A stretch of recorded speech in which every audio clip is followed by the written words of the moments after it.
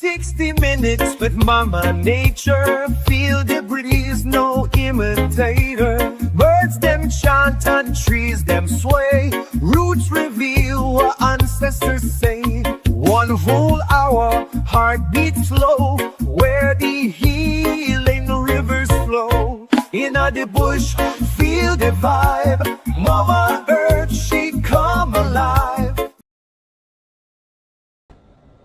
All right. Welcome, guys, to another episode of 60 Minutes with Mother Nature Review Show. Tonight, we are looking, I hope you watched the video today. I hope you enjoyed yourself. Hope you learned something new. We had a wonderful time today when we went through our herb walk. You know, as I said, we have two more persons that are slated to come on the show, and I'm happy to have you here tonight. Welcome, Truth Talker. Nice to have you. I don't know who else is here. I see 3 persons. Just let me know who else is here and where you're watching from. Who else is here? I see. I know Chris is here. Michael is here. Getting ready to bring you, guys. Just put your position yourself so that we can get your armor today. We had a wonderful show today, and we are continuing our look on spirit medicine. And I don't know if you watched today's show, but we looked at about 8 herbs tonight. We are going to feature those herbs tonight. I see True Talker from Canada. Welcome, True Talker from Canada.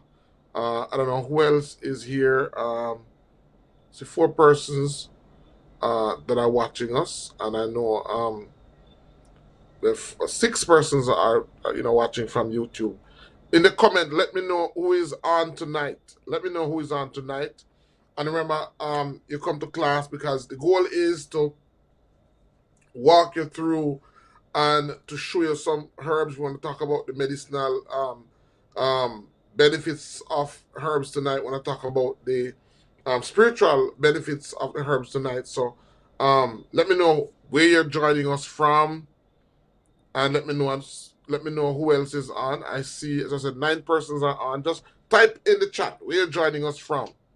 All right, and I hope you watch the show because tonight we're going to be questioning you to see if you are adding these herbs to your notebook. I see 1 person from Facebook who is joining us or who is on. I see Seval,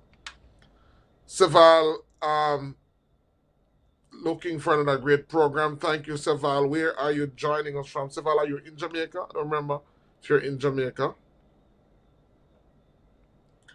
But let me know where you're joining us from. Tonight, I had a guest that was slated to be on. He had confirmed, but I know that he's in a different time zone. He's actually in England, and it's about pretty late there now. They're about 6 or 7 hours ahead of us. I would be happy to have him on because he is a herbalist. Dwight Shirley. You're watching. Who else is with us on Facebook? 6 or 7 hours ahead of us. I would be happy to have him on because he's. Let me just big up those that are joining us on Facebook. All right, so Seval is in Florida. Right, that's where you are. Seval, you're in Florida. All right, so let me bring on the rest of the crew. I know Michael is here tonight, and I know Chris is here tonight. Chris, Michael. All right, so here we have Chris. All right, good night, Chris. Night. How was everything? We miss you last week. You were missed. You missed last week. Likewise. I don't know. I see Michael is on, but he says he's having connection problems. Saval is actually in Daytona Beach. I don't know. Michael, I can see that you're on. I don't know. Sean might be joining us a little later. Oh, Sean is here, man. Sorry, Sean. Sean is here. Sean is here. Sean is here. Good Sean man is and here. folks. Good night. Good night, I everybody. didn't. How's everybody I doing? didn't see you because you were all the way down on the screen, all the way down at the bottom. So I was saying, Sean, but Sean isn't usually late, man. No, never late. Yeah, yeah. Never late. So good to have you. Good to have you tonight, gentlemen. Tonight we are continuing our look on. We are continuing our look on spirit medicine, and I don't know if you're able Night, to night, watch. Sean. Welcome. Night, night, Chris. Bless up yourself. Welcome back. Likewise. Yeah, man. So we had a wonderful time. The herb walk that we did was a wonderful one. In that we went into a compound, and I was blessed to when I went there. I saw the chief. He was actually doing a video production, a video production, and we were able to get him on, and he shared some very vital information with us, Chief Sterling. And then we went and we made some serious inquiry, serious information was shared with us. Hold 1 minute. Let me see what this is.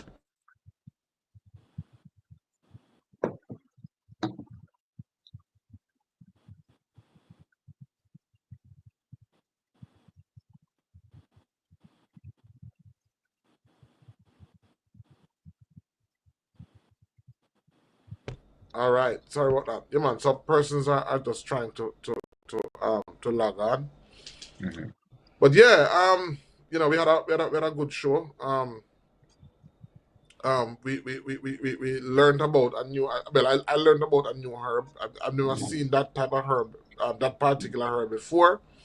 I knew of other herbs, but I didn't know that particular herb, and did some more research on it, and it was very informative. So I want to talk about that tonight. I want to talk about those herbs tonight. So tell me, guys. Let me before I start. Let me just give you a few minutes to just share. Um, Let me start with you, Chris. You were here last week, so let me start with you first. Uh-huh. I'm here and everything is good. Um, Preparing up myself for sourcing some things back home, you know. All right. So, Another trip you're coming down? yeah. Yeah, and people, I need to let you know, Chris comes to Jamaica very often, and Sean too, but Chris maybe more often. And so, he's from 876 Produce, and he does herbal medicine distribution. So he's a guy, he comes very often. So a number of the herbs that we discuss and we talk about, if you want any of these herbs, he may be the quickest means because he comes on regular to just pick up and go back. So he may be the person that you want to link with, especially some of the herbs we're going to talk about tonight. And Sean comes down as well. Sean, what go on? What's going on, Doc? Good night. Good night. Yes. Same thing. Getting ready to circle back around, pick up some more herbs and come down. I've been having them shipped to me, which is working out good. In various different forms. Some are very refined powders ready for tea. Some are more leaf size. Think Mm-hmm. minty size. They try to bring them down to. Have them dried and processed. It's been working out. Been continuing to try to figure out where else might be getting herbs because as you know there's constant shortage, right, Chris? It comes and it goes really, really quick. Yeah, that's true. Thanks for that. We give thanks for that. It's a great day.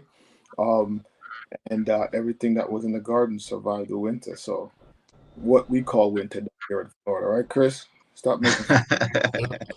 And apart from the herbs that these gentlemen deal in and distribute, also, if it is that you want to do a consultation, then you can connect with them. Sean is in the Florida area. Chris is in the New York area. So one of the things that we do is that for persons who have certain ailments, we have a machine that we can put you on, and through that machine we're able to determine what's happening with you, and that better helps us to guide you as it relates to the health needs that you have. So if you're in the Florida area, then you connect with Chris. And the beautiful thing about it is that if you connect with any one of these guys, any one of these gentlemen, We'll correct you. If you're in Florida, you want to connect with Sean. If you're in New York, you want to connect with Chris. Yeah, so if you're in Florida, you want to connect with Sean. If you're in New York, you want to connect with Chris. And through these colleagues of mine, I'm also able to see you. So if you go to them, I'm also a part of that session, and I'll be able to see you just as if you're coming to Jamaica. So if you're not able to come to Jamaica and you'd want to connect with us, you'd want to take advantage of what we do, then you want to get their numbers and you want to connect with them. Let me just put their numbers on the screen. So this is Sean's information. If you want to connect with Sean, you can reach out to him through that means, and WhatsApp him. WhatsApp is the best way to get through to him. And for Sean, for Chris, sorry, this is the best way to get to Chris. That's Chris' number on the screen. Once you connect with Chris, then you can connect with us. Before we go into the show, I want to talk about. You were saying something? No. I was confirming. Right. So so we have a retreat that's coming up. It's going to be it's next month, it's Labor Day, the 22nd to the 29th. Sorry, the 22nd to the 20. Let me just check it. I have so many activities. Labor Day is the 23rd. Yeah, so it's the 23rd to the 25th. Yeah. So 23rd to the 25th. Let me just go there and share that with you. And as I said, what we do is that we can't share everything on this platform. So one of the things that we do is for persons who come, when you come into that physical space, we are definitely going to be better able to connect with you and share with you things that we wouldn't be able to share in that physical space. All right. So let me just share that with you.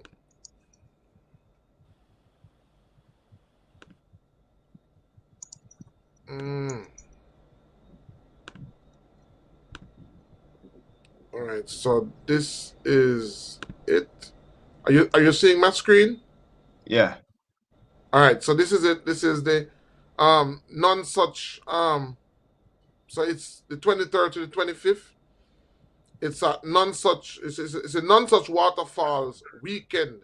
It's May 23rd to the 25th. And this is a number that you can call if you want to be a part of that. You can call. Also, if you reach out to Sean and if you reach out to Chris, you can register through them as well. So you can register through Sean. You can register through Chris. If you call this number, you can call them. You can do just that. We're gonna be doing a single tent. And we're doing double tent is $500. And in order to book your space is $250. And you can go to our website. I'm gonna see if I can put the link there. This is the link. If you're on our Facebook channel, then you need to go to our YouTube channel at ICM TV, and in the description box there's a link to actually register. So all you have to do is just to go down and click this link to sign up, and your space will be reserved. All right. So that's the summer for our non-such retreat or non-such waterfalls weekend retreat. And guys, we're gonna be doing a whole lot of things. Let me just show you what the itinerary looks like. So we're gonna be doing when you come, we're gonna be sunset herb walks. We're gonna be doing sunrise and meditation, herbal infusion. We're gonna be doing guided Dr. herb Ben, walk. Yes. Dr. Ben, can you make the screen a bit larger? True Talkers are saying, I don't think no, I'm sure it's US, Steve. Yes, She's it's asking US. about, yeah, Yeah, no, it's it's just US. this side. But reach out to us if it is that you can come one day, because there are some persons who just want to come one day. Reach out to us. We can customize something for you. I can't bring me. Oh yeah, I can. There it is. I don't know if that is any better. Yeah, it is. Mm-hmm. So we're doing a hike to non-such waterfalls. We'll be doing herbal workshop on how to prepare tinctures and teas and herbal balms. We're gonna be doing a night bonfire, just bonding and reflecting. So I mean, a whole lot um is going to be done on this weekend, May 23rd to 25th, 2025. And believe me, it's going to be. I'm trying to cram so much into this that I mean this. This is our basic structure. I mean, all of, if it's anything, we're gonna be doing this plus more things, because one thing I want to do is we want to do some herbal baths. Some of the herbs that we talk about, some of these spiritual herbs, we're gonna share with you. Like tonight, we're gonna talk about some of the spiritual benefits of these herbs. And yeah, it's going to be something that you're definitely going to want to be a part of. So that's something to look forward to. All right. All right. So tonight we wanna just go into the herbs, because we have a lot that we wanna unpack tonight from the herb walk. Um, Remember that if you have any questions as it relates to your health, you still can shoot them out. If you have any questions at all, you can just ask your questions and we will do our utmost best to answer them. Also, we have in the description of this video, in the YouTube description of this video, there's a link to join our Kinder Wellness community. So we have a community, and we're also seeking help. If you're here and you'd want to be a part of what we do, if you want to serve in any capacity, we're looking for some moderators or persons who can help us to manage that particular Instagram group. We've started it over a year now. We have maybe over 100 members in it, but we have not been doing, because I do so many things. That particular group has not been getting much attention, and it was formed so that you can continue the discussion outside of this presentation. So if, for example, you found a herb and in your yard and you wanted to know what herb it was, you could put it in the group, and we're there to help guide you. All right. So that's it. Kinder Wellness community, and that's one of the purpose. It's a lot more activities, a lot more events and so on that we want to plan, but we really need some help. So if you have the time on your hand and you would want to serve in that capacity, then please let us know. All right, so tonight we're going to be looking at some herbs.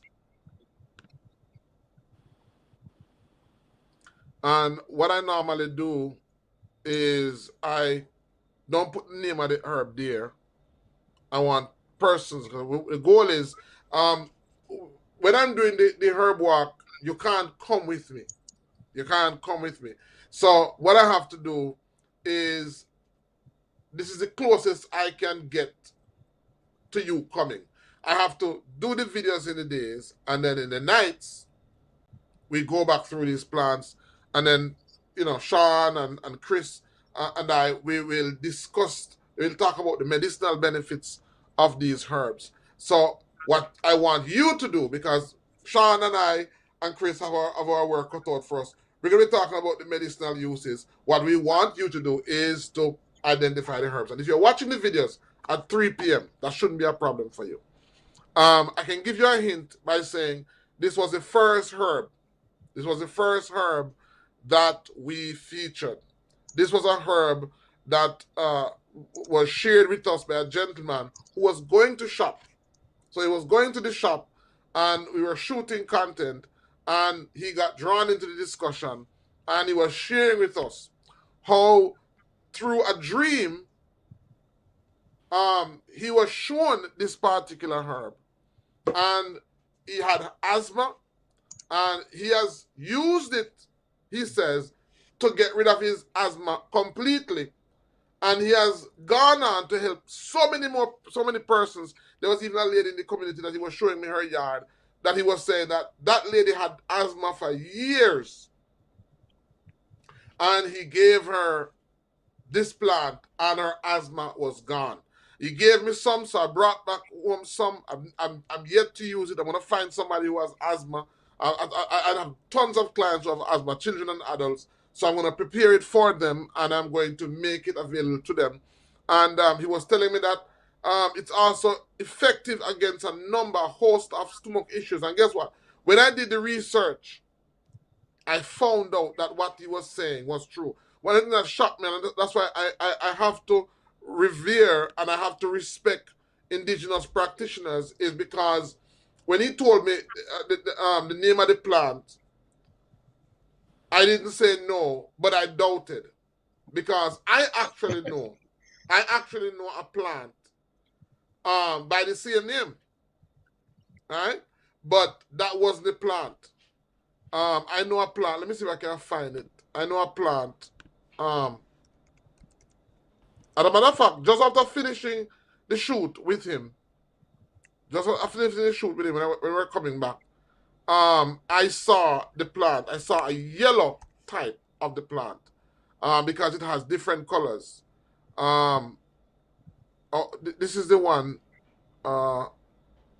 This is the one that I know. Let me just get it up on the screen and then I'll show you. So this is the one that I know.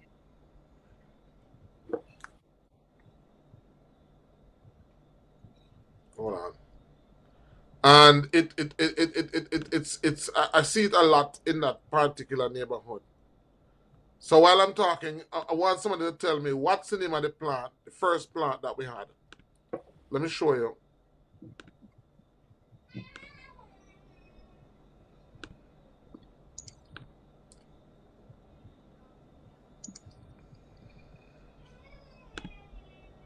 All right. Can you see my screen? Yeah. All right. So this plant, this is the one that I know. This is the one I know, and it grows a yellow flower too, and it grows a red flower as well. We see it a lot up in the maroon area, and we see it a lot I see it a lot in St. Thomas.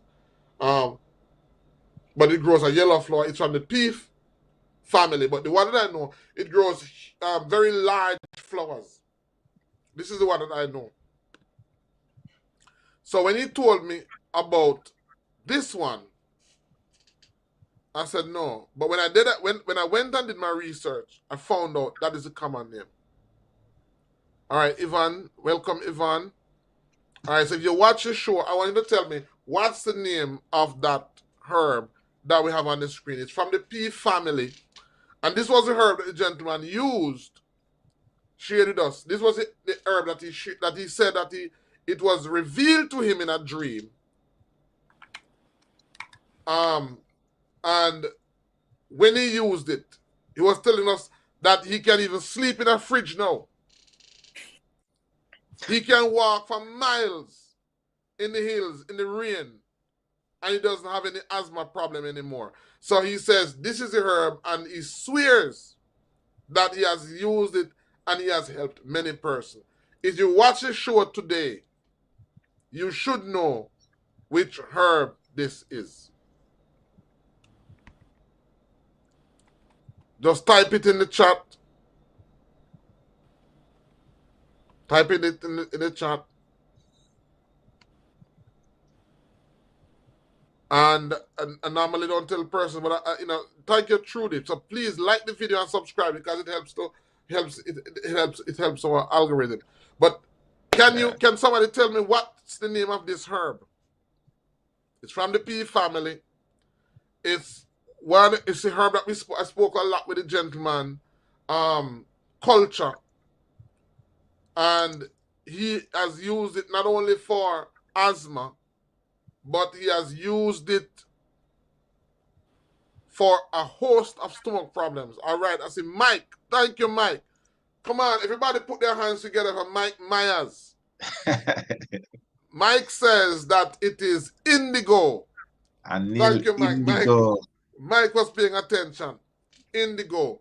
And it's actually called anil indigo because the one that we know is called indigo. This is called the anil indigo, and anil indigo. I'll ask Sean or Chris just to tell us about anil indigo. The medicinal uses, but it's found in India, it's found in Africa, and now it's found in the Caribbean. And indigo was a herb that was extensively used for extracting a dye, natural dye. So this is one of the sources of a natural blue dye. At one time it was called blue gold. It was so valuable that it was used as a form of currency because it produced a very brilliant blue color. That's a natural dye. So it can be used as a natural dye for fabrics and so on. Sean, you want to tell us about the medicinal use of it? So as well as the dye, it could use for treating a lot of skin and stomach conditions. You could using bee stings, pains, fever, skin infections. If you're vomiting, and you're convulsing and you can't stop, it's good for that. It's good for cleaning wounds and also treating gonorrhea. Yeah. So this is a plant that I got some in the van. I have some in the vehicle. I should maybe run go for it. But I'm going to be using the root because he says that it is the root. And then if you watch the video, he was sharing with me, Chris, how, I'm telling you, it's amazing. It's amazing. When I was talking to him, he was telling me how, well, he was describing, he didn't even know what he was doing, but he was describing how he made an elixir from it. Right, and he mixed it with sugar, yeah. Yes. So you can use a honey or you can use sugar and you can make an elixir which helps with the absorption of it, which is basically how we prepare a lot of medicine, especially for children. So this is the Inel indigo, and very powerful medicinal plant. In addition to a lot of domestic use that it has as well. All right. All right, let's look at our next plant. So this is plant number 1. Let's move to plant number 2. Now this plant, and tonight we're going to be sharing with persons. If you watched the previous video, you heard us talking about one blow. I heard you not talking about it. There was not talking about it. So that again? I said there was a lot of not talking about it. Yeah. Somebody bring up something like, oh, hey, whoa. You have to tell us what's going on here, Dr. Ben. That was a herb walk. What don't I know? Yeah, if anybody in the chat or anywhere knows, educate me. If you went and saw the video, and I saw it about a couple of hours ago. You only have about a few hours to see it because he shooting at 3. But that's what I heard, Dr. Ben. I heard a lot of not talking about it. The chief. The chief didn't want to talk about it. Didn't have nothing to say. Chief, like, man, this is how Dr. Sebi got me. So you're the on your own. Nah, talk about it. Oh God. Doc. Yeah. So tonight I'm going to talk a little bit about it because I know I know of some of the uses. Now, one of the thing about going into spirit medicine, it wasn't just the use of the medicine. It was the verbal uh it was a verbal utterance that went with the herb that determined its spiritual use. So the spiritual use of a herb is not only based on the use of the herb, because when we're talking about the spiritual use of the herb, so it wasn't just using the herb for spiritual reasons. When we talk about spirit medicine, with spirit medicine practitioners, when they use the herb is usually accompanied with a verbal utterance, right? So and that is the part that is actually caged or guided. That's the part of it that's actually guided. It is not so much the herb, but it is sometimes the utterance that is pronounced along with the herb. Now, when we talk about spiritual use of herb or spirit medicine is not only reduced or limited to what some would think is demonic practice. The spirit medicine can also be a prayer that is uttered along with the use of the herbs. And so, some spirit medicine practitioners use the book of Psalms as the source of their spiritual utterance. So they will, for example, use a Psalms 91 with a particular herb, or a Psalms 35 with a particular herb, because it was the utterance that went with it. And so that is what spirit medicine is about. So for example, a spirit medicine practitioner, if they are giving you a bath, it's not so a natural medicine practitioner would only give you a bath with a herb. In that sense, you would only benefit from the natural benefits. A spirit medicine practitioner, while they are giving you the bath, they would actually be chanting or making some form of utterance, which is what makes the difference. Now, if a person is Christian as a spirit medicine practitioner, that those utterances would have been scriptural based, because that is their scriptural base. If a person is Muslim, then their prayer or their chant or their utterance would be from that spiritual base. If a person is in witchcraft or Satanism, then that utterance would be from that particular base. I don't know if you understand what I'm saying. Yeah, so it's like even in Jamaica and the Caribbean and in Africa, whereby people look down on certain practices, voodoo, hoodoo, obia, all sort of stuff. Mm-hmm.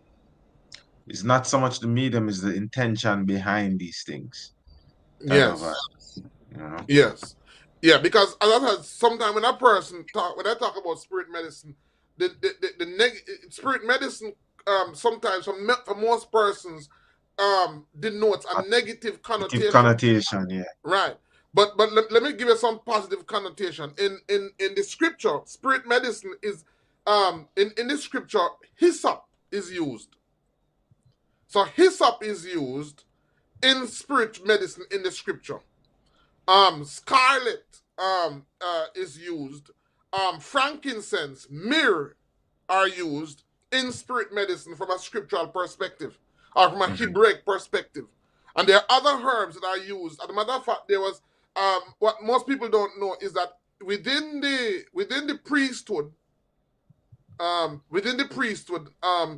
about from a Hebraic perspective now, within the priesthood, there was an arm, there was a branch of the priesthood where those priests were what we call apothecaries. Their job was to compound ointments, was to compound oil for spiritual use.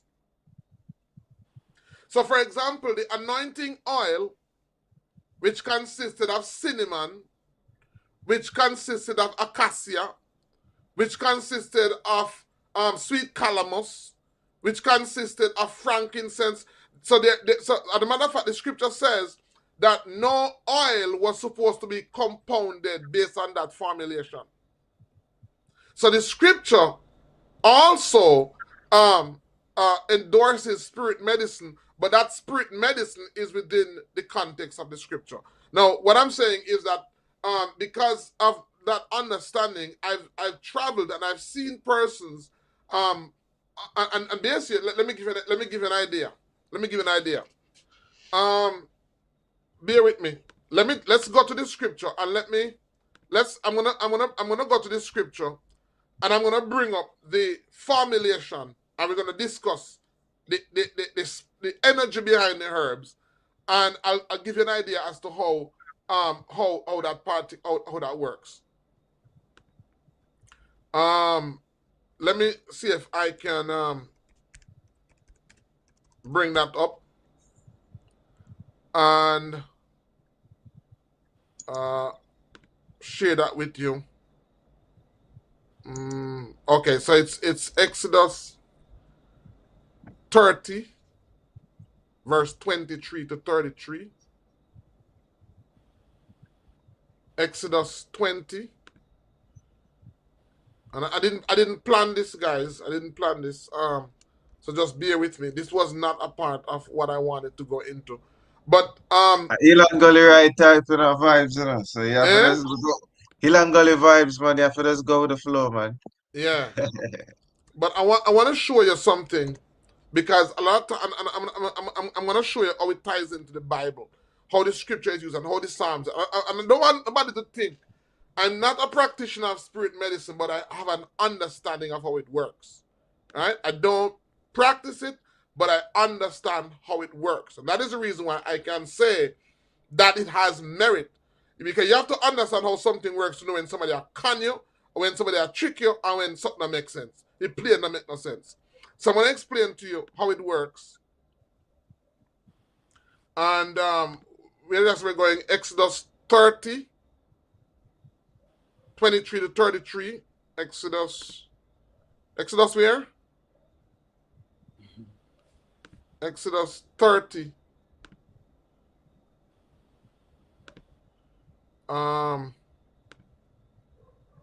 23 to 33. 23 to 33. All right, let's look at the ingredients. All right. Take thou. Let me just show you. So and out of my head this will come from. I'm actually reading this scripture.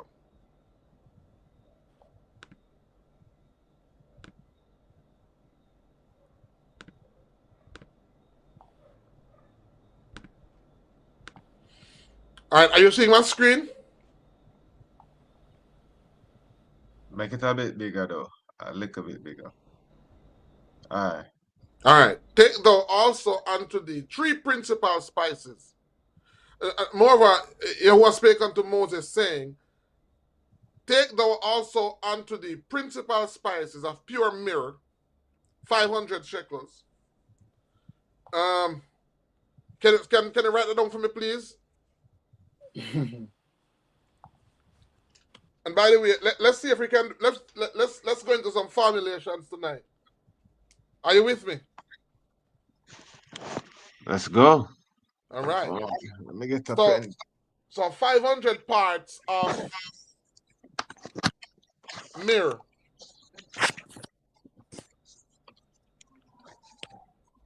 500 parts of myrrh,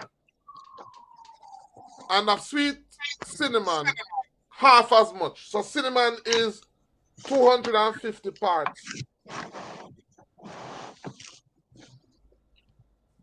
Cinnamon.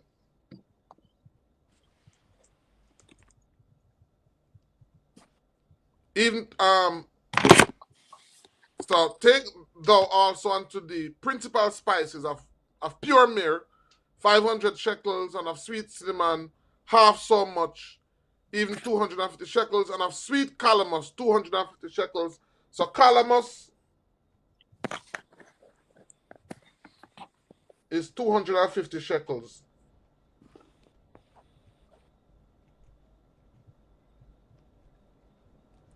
And of cassia, 500 shekels. 500 shekels of cassia. And thou shalt make and of cassia 500 shekels, and of the shekel of the sanctuary, and of oil, olive, and hin, 1 hin. Good. Let me close this down now. All right, now, based on formulations, we want to identify the parts of the formula. Now, a medicinal formula has about 4 parts. It has what is called a lead, it has the support, then it has the balancing, and then it has what is called the driver. 4 parts. And depending on, when a person comes to us and tells us that, okay, they have a particular ailment, when we sit with them, we use the knowledge of what is happening to them to design a formula. So if you understand how formulas are created, you can look at the formula and you can understand. Now, in this formula, cinnamon is the driver. Right? Cinnamon is the driver. The myrrh and the acacia are the lead herbs. So there are 2 lead herbs. There's the myrrh, and then there's the acacia, and then there's the calamus, and then there's the cinnamon. So it's a 1, 2, 3, 4, 4 part. And this is going to be an infused oils, because basically what they're gonna do, they're gonna take all these herbs and they're going to put it into that olive oil, and they're going to use either what is called a coal extraction or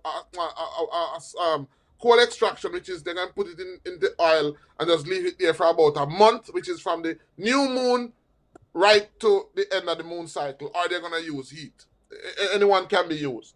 Now, if you understand, cinnamon is a spice that has a sweet aroma, but it also has the ability to burn.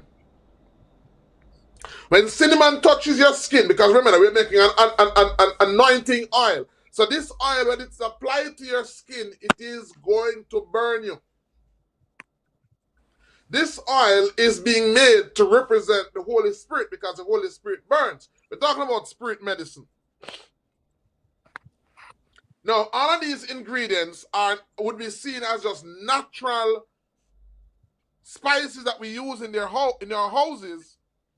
But when these herbs are properly combined and then used with a particular incantation, whether it be a psalms or whether it be a prayer, the oil now has a particular power, or it has a use other than a natural use. Are you with me? So it's not just an oil that is used for natural therapy. It now has a secondary benefit, which is a spiritual benefit. And if you study each of these herbs, what is the primary purpose of myrrh, the primary purpose of cinnamon, the primary purpose of calamus, the primary purpose of cassia, we now understand the spiritual purpose of this oil. So when you study herbs, because herbs have what is called a frequency, or they have what is called an essence or a spirit, which is why we have a branch of using oil called aromatherapy. So persons who study not just the medicinal, but the essence, the spiritual function of a plant, know how to use that plant for spiritual reasons. So I'm going there because we're going to be looking at some plants tonight. We're going to be looking at the spiritual purposes of plants. And as I said, I understand how it works, but I just don't go into that realm of medicine. That's not my gift. For some persons, I may have to study, but for some persons, they naturally flow. They naturally function in that area of medicine. It's natural for them. It's easy for them. They can pick up and they can sense certain energies. So, for example, the oil at this particular plant, which is called dragon blood. Dragon blood. Now, this particular plant, if you notice the red color, there's a branch of photography called chroma photography, where you can use specialized specialized cameras, and they can actually capture the light or the energy that not only plant, but that objects give off. This plant would be one of the plants that are featured high because of its brilliant color. That brilliant color is not just a color. That brilliant color is also a frequency. It is emanating a frequency, or it is emanating an energy. So I want you to understand, a lot of what we're talking about, this is not magic, it's science. It's understanding how science works. That's why people that say, "Them man, they're science, man." It's just science. It's just science. It's understanding energy, the flow of energy, atoms, and all that. All of this is a science that can be understood and can be manipulated. Now, when you know how to use the sound energy combined with the visual energy, we're talking about you being able to do some powerful things, some powerfully good things, and some powerfully evil things. It's just based on where your heart is, where your mind is. Just based on where your heart is. It's where just your like mind what I'm saying, you know, is gonna pick up itself and shoot people. Somebody have to pull that trigger. So we just have to be mindful on this place. Right. So there are some herbs, and I talk about, there are some herbs that can enhance. That's why when you're praying, usually herbs in the form of incense sometimes is burned, because it's not that your prayers need incense, but incense can amplify or boost a signal. It can boost something. Now, I can talk without a microphone or without a speaker, and you hear me, but guess what happens? If I have a microphone or a speaker, my voice can become amplified. I use a device to amplify my voice that you could hear even without a mic. Well, in the same way, herbs have an amplifying effect. So sometimes there are certain spirits, negative spirits that are around us that we can pray and believe. And I'm not saying that we don't need, just like I don't need a mic for my person to hear my voice, but I can use a microphone to amplify the sound. In the same way, there are herbs that have the power to amplify certain desired effects that we want. I mean, I know we're not going at this now. People are going to say, "Oh, you know, there's something in a practice."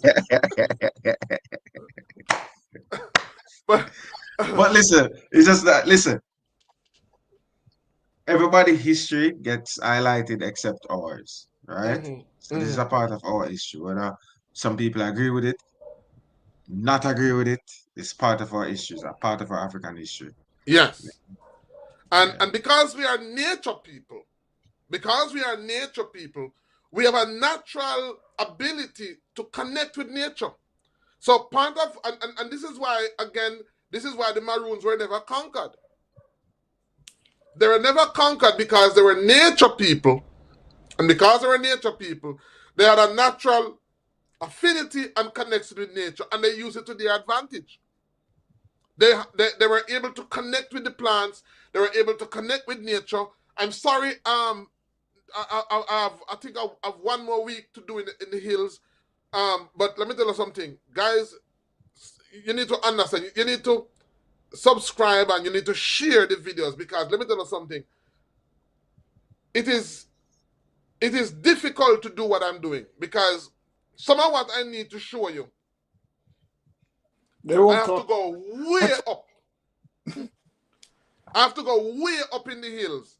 And trust me, to go there is one, but to come back is another. We're talking about miles into the hills where usually you'd have to travel to sleep. Because there are some plants here that I want to show you, know.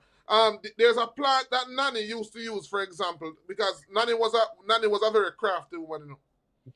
And one thing that Nanny used on her side to her advantage was Nanny predicated the concept that she was not just a physical woman, not just a natural woman, that she had spiritual powers. And part of how she was able to do that was she used the knowledge of plants. So there are plants like, for example, there is the Jamaican dogwood that has a chemical in it that when you beat it in the water, it would cause the plants them, it would cause the crayfish them to float.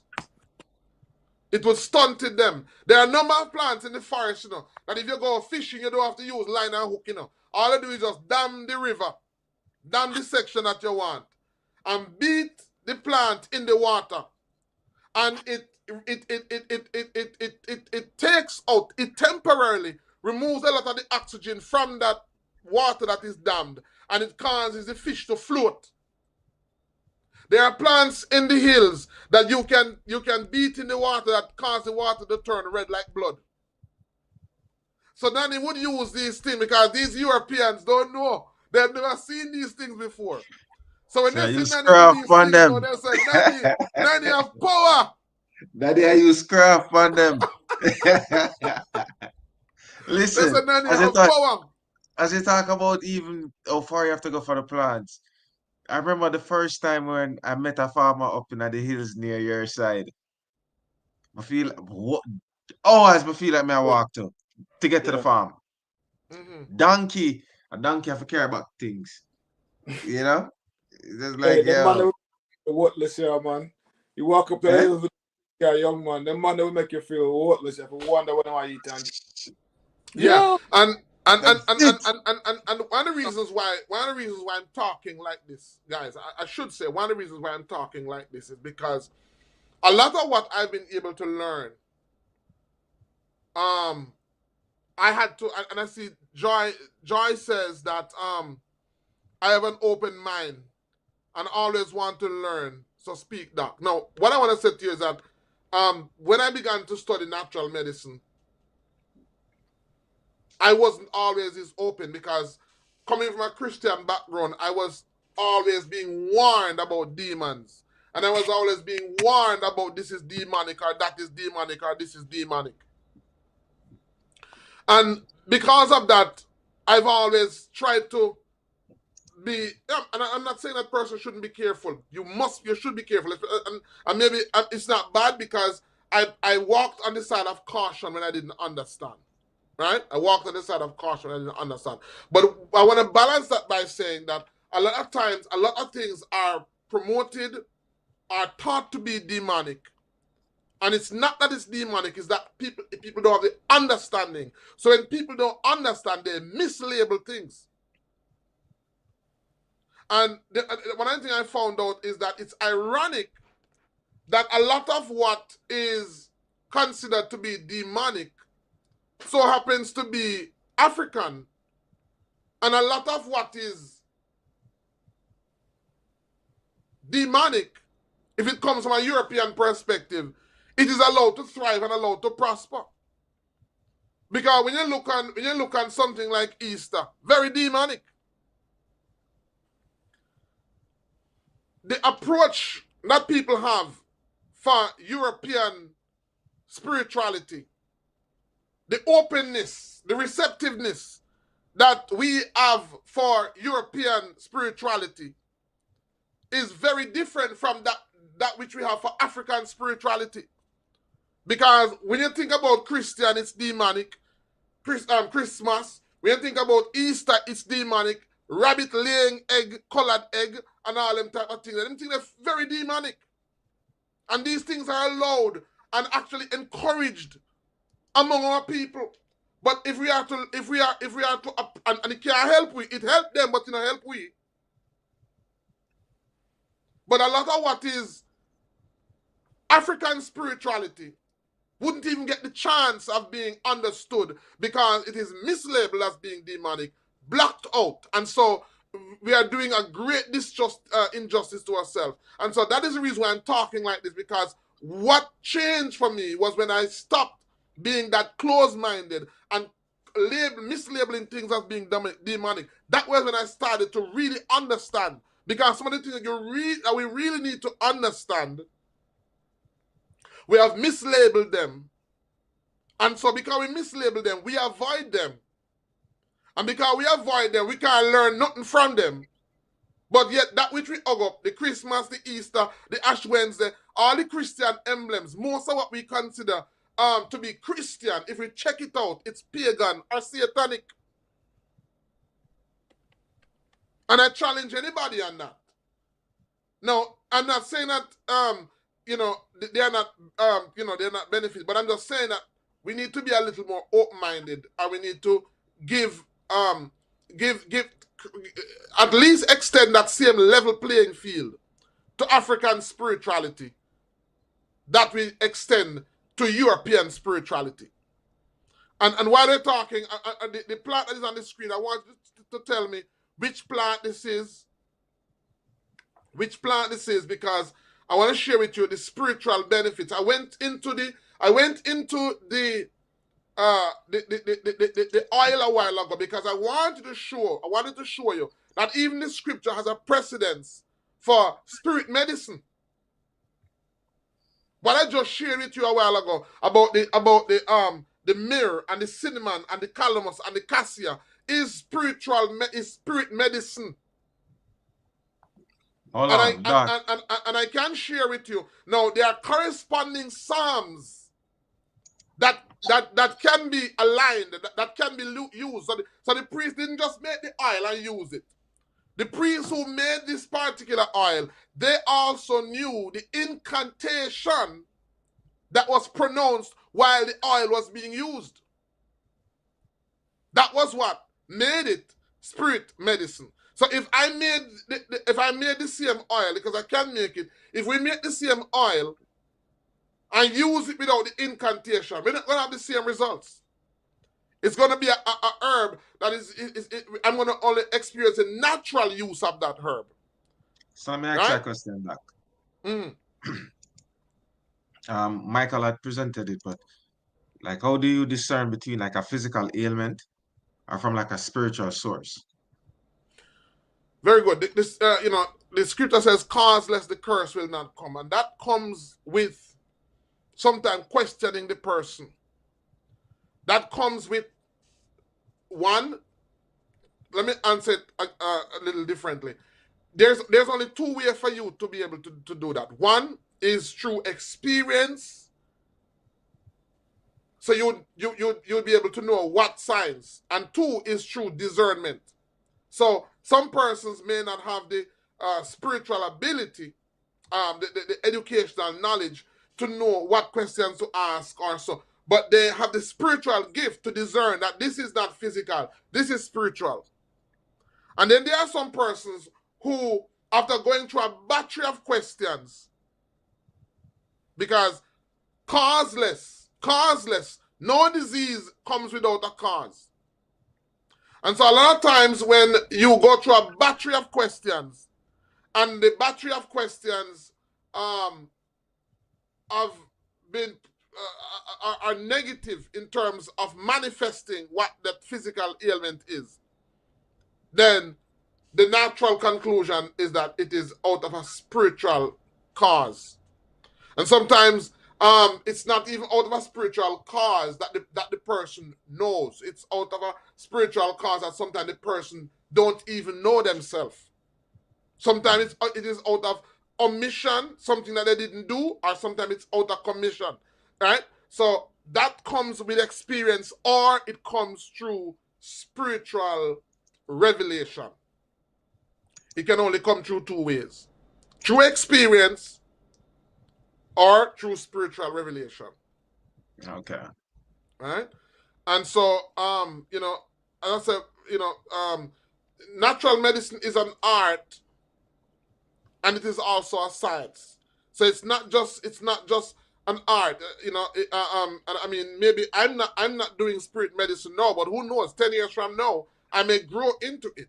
So the fact that I'm not doing it now doesn't mean that I may continue never doing it, because I've been gifted to understand how it works. It's just that I don't have that I don't have that in where I am in my walk now in my life.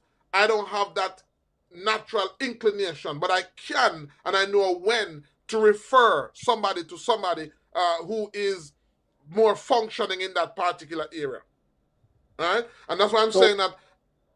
now, spiritually, does it have to come from a demon, or can it come from someplace else? Can somebody just lack spirit, for lack of a better term? It as I say, it don't have to. It don't have to. But Like, it usually does. Most of let, the let time, it usually say does. so. If somebody's, I don't know, would you say depression or something like that is spiritual or Most time men? it is. Most time Yeah, it is. Most time it is. As a matter of fact, I've never seen it. I mean, there are clinical, reasons, hormonal imbalance and so on, and so. But right. most times, if it's not But natural, most times let- it's demonic. No other spirit. so it couldn't be somebody just born like that. I don't think I've It ever seen it it. That's it one of could my. be. I've It never could be seen. because I've never it known an could angry be child. it I, could be because there are persons who are there are persons who have been affected from pregnancy. okay, so it would still be demonic. Because It when a might woman is be okay. pregnant, So when a woman, and I'm glad you bring that up. When a woman is pregnant, um, thank Mike having technical difficulties, but he's sharing a lot of good thoughts and things that would bring more questions, and that's kind of how I came there. He yeah. made so Michael is with us. Oh, Spirit. Michael is here. Where's Michael? Well, Michael is in the chat. Michael is in the chat. Oh, okay. Okay, The he's there. That's the chat thing. Okay. audio and video, maybe bandwidth, technically speaking, he's not with us, but Uh-huh. like spiritually, right here. You're right. So there, and as the person, I don't even know. For me, in me, if you guys, you need to tune in, because in me, I'm doing a series called Birth Work series, Birth Work, and we're gonna be talking about the process of giving birth, because there is a reason why birth is supposed to be a spiritual experience. Giving birth is supposed to be a natural slash spiritual experience, and now it has been turned into a medical. It has been turned into a medical experience. So for example, Yeah. when somebody dies, once a person dies, what happens next is purely spiritual in terms of what happens to the body. You know, that person is handed over, and that person who is leaving, it's so that it's a spiritual experience. Birth is similarly a spiritual experience, and I said the person that a lot of times, a lot of women who just allow people to just touch them, their pregnancy, touch their baby. I want to, go into that. A lot of that is how sometimes a lot of children get messed up. A lot of children get messed up. As you mentioned that, not to break your flow there, but I don't know any of them. Of all the women I've seen pregnant, I've seen a few. They always don't want anybody to touch the baby, but the husband, even the belly to rub on. It's a private thing, and I think that might be instinctual. You know, But in Jamaica now, it used to be, what in Jamaica now we see so many women who are pregnant that that's just true, allow people just to touch their belly, touch their belly, touch their and belly. that No. includes doctors. We should definitely remind people that what you're talking about also might be doctors, right? Yes, because a lot of medical doctors are involved in nefarious activities. They are, not all of them, but a lot of them, and it don't necessarily have to be that they're involved in anything occultic, but they live a very stressful life, and because of that, they're under pressure a lot. They have a lot of negative energy, a lot of negative aura around them, and so when a child is being born, that child needs to be born into a clean energy, into an environment that is only physically clean but spiritually clean as well.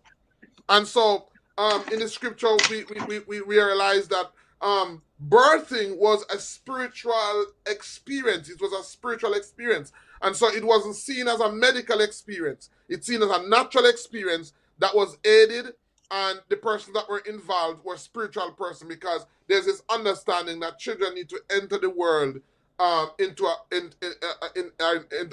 a clean space, spiritually and physically. And so unprotected space. Unprotected as well. And that is something that we have seen gone from us, and we need to see that. Sean, Chris, you're not there. Give me a sec. Let me check something. Okay. All right. So the plant that's on the screen, which plant is this? Which plant is on the screen? As we yes, dragon blood. Yeah, that's a dragon blood. Yeah. And this plant basically you want to talk about this? Chris, you want to talk about the? Yeah, man, it's good for like coughs and diarrhea and dysentery. You know what I mean? Skin infections, joint and bone pain, sore throat and neck pain, wound healing. If you have fever, like you have inflammation and them things there, it's good for that. It's also traditionally used to like bleeding hemorrhoids, and you have blood in your urine, and even in some limited cases in terms of the frequency, like like mental health conditions, them use this stuff. Yes. So it's used a lot for a lot of the mental health condition. It's used for spiritual mental health condition. Let me just bring up what thank you, Sean. Chris, I mean, it's MSB says that my grandfather was called a bush doctor. He was a maroon. People would come to visit him to pick up their medicine. In some cases, I could not understand why he speak in another language. Right. Yes. So as we get older, Miss B, we start to understand. Look, like see Miss Yvonne Joy saying that it grow in them garden, and she and her husband have joint pains. Yes. Right. Yeah. What me and my husband have joint pain, and it grows wild in our garden. I listen to the persons, Sean, a lot of times we see the person, a lot of people who are sick, the medicine is right in their yard. They don't know. Yeah. True. Yeah. You know what? You know what though, Doc? Especially since I'm have it in them garden, it would be a good time to give them all right. So them have it in them garden, them have joint pains.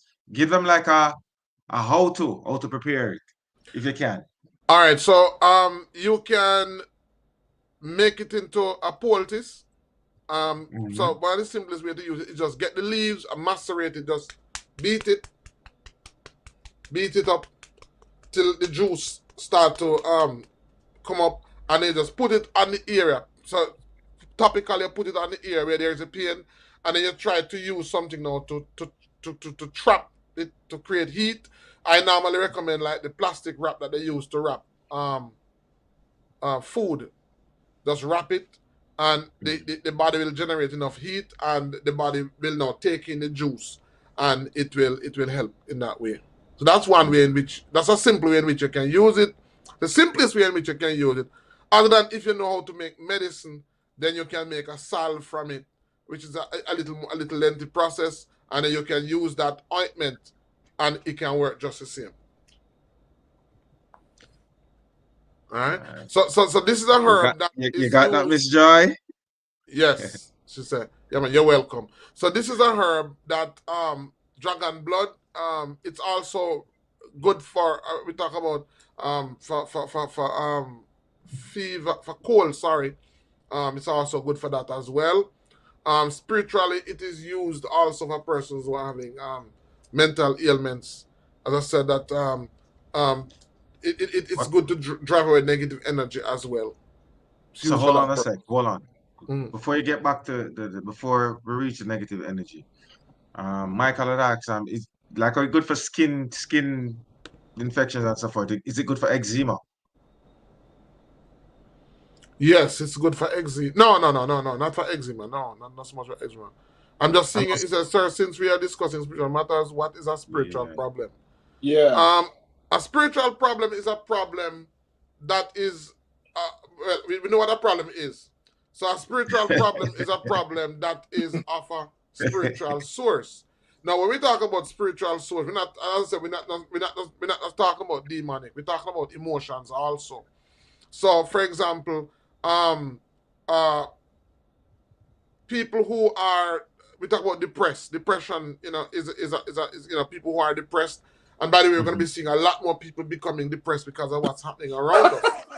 We're going to be seeing a lot more people depressed. And I was on Rattigan show last week, and I was talking, and one client heard, and he called in the week, and he was basically pouring out because I was talking about what are the cause of spiritual problems is going through stuff that you're not talking, and you don't trust nobody to share what you're going through. A lot of people are going through some serious family issues, immediate family issues and extended family issues, and then sometimes it's coupled with financial issues as well.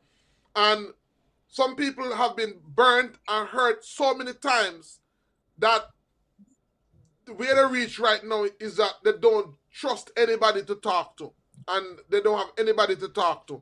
And because of that, the problem escalates because all of that is in their mind.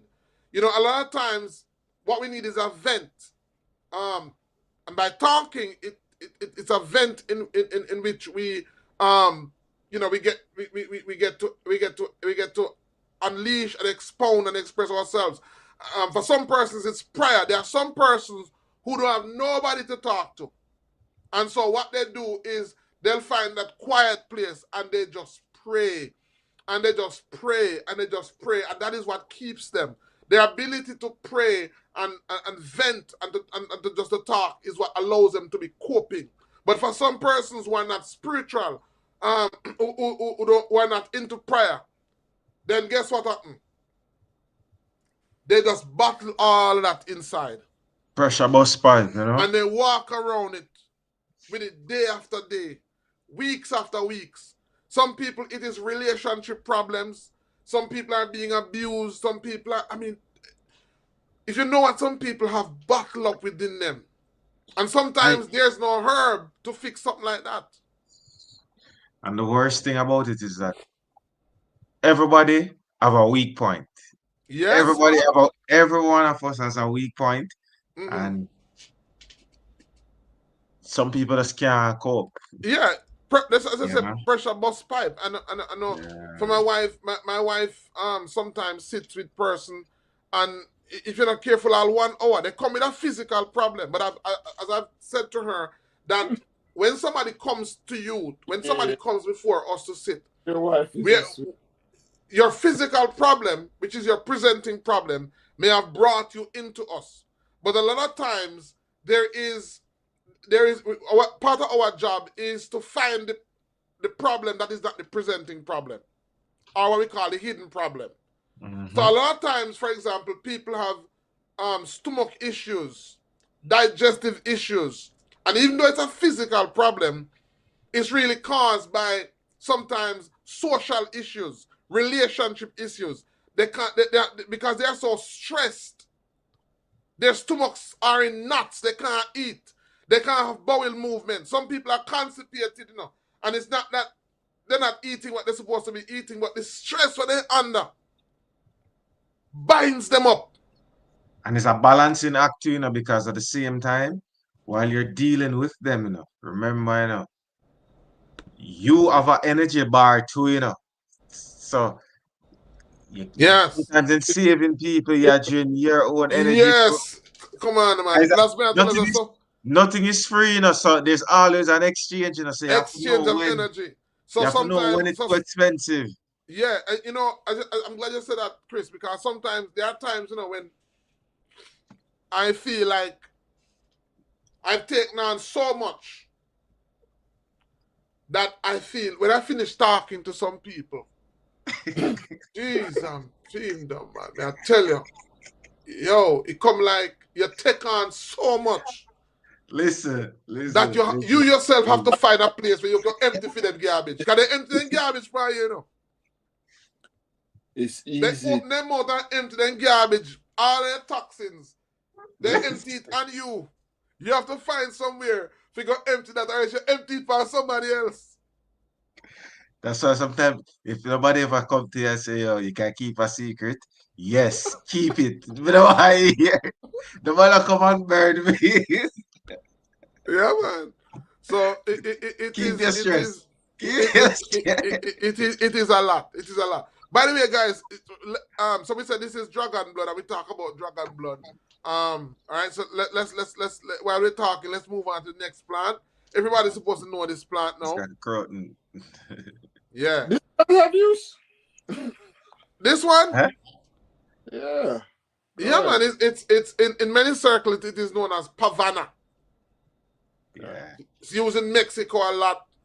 And this is also a herb that has a lot. You see all of those different colors that is in the plant. Mm-hmm. All of those multicolors that you're seeing is actually the result of different energy. The pigmentation in the plant, those pigmentation is the result of chemicals, and those chemicals have a frequency. So this is a multi-frequency plant, which means that in the realm in terms of spirituality, it is highly what we call volatile. Highly volatile, because all of those radiant colors that you're seeing that are so attractive to the eyes, all of those colors are actually different energies that are found in one plant. You don't find many plants. So the colors, all of those colors is a Yeah, result of a chemical. you find them plant everywhere. Everywhere. Yes, Everywhere. everywhere. Michael said that's a semi favorite plant. Yeah, one of his favorite plants. So this is pavana, and we talk about the spiritual benefits of pavana. It is used a lot in spirit medicines by the revivalists. Those groups of persons. It is used a lot. It is featured on in their worship service. It's not just because it look good why it's there. There's a spiritual reason why it is used. Right? It's a spiritual reason why it is used. And as I said, the persons that one of the things I want to impress, as I say, is that a person who is, and I don't know if you know anybody, there are spirit medicine practitioners who have a gift of knowing which psalms blends very well with the use of these herbs. So when you go to see them, it's not like me when you come and I say, okay, I'm gonna give you a tincture, or I'm gonna give you no. When you go to see them, their method or their mode of healing includes the use of psalms with their herbs. That's how you identify a spiritual a spirit medicine practitioner. Spirit medicine practitioner not only employ the use of herbs, they also use herbs with incantations, and it doesn't mean that it's evil, right? So a lot of women, and we see a lot of persons in the revival church. A lot of persons in the revival church function in that realm. They are spirit medicine practitioners. So they use a lot of flowers, they use a lot of plants, but they use it in relation to incantation, chants, or psalms. But they use it like that. All right? And they wear white, a lot of white. Yeah. So, Santeria. want to do share that. All right. So, I don't know if you want to talk about the pavana. Croton?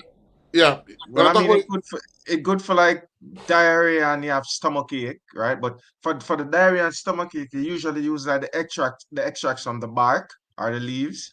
Yeah. And it's good for gastroenteritis and gastric ulcers. But I found interesting is that it's good for wound healing if you use the sap. Yeah, the leaves of that sap and the plant itself has that Yeah, sap. for cuts, wounds, and if you have sores, you know what I mean? And prevent inflammation. And for Yeah. skin disorders, you can turn it into something like a salve and make it into an ointment with the leaf or root extracts or even the latex and use to manage skin conditions like fungal and like bacterial infections and them things of that nature. Yes, and I mean, if you notice the brilliant colors, it denotes happiness, joy. So Almost it's psychedelic. Almost yes, psychedelic, like. yes, almost psychedelic. So it if you use too much, it can Problems. it's a powerful laxative. So you use too much, it can basically send it to the toilet for a long time. You know. So don't need. Michael is saying, why is that all spiritual problems regarded as from demonic influence? Is there other spiritual problems? Yeah, so I say, Michael, that is just a way. As I say, Christianity has a way of labeling things that that they don't understand as being demonic. That's just one way of just packaging everything as just demonic, so that you don't have to deal with it. And by the way, it wasn't it's not it wasn't in what's the word now? That approach was a learned behavior. Yeah, I know. Yeah, it's that way of typically labeling things as demonic That's by design. That's by is design. was by design, and that was one of the ways in which the We're slaves controlled. were being prevented from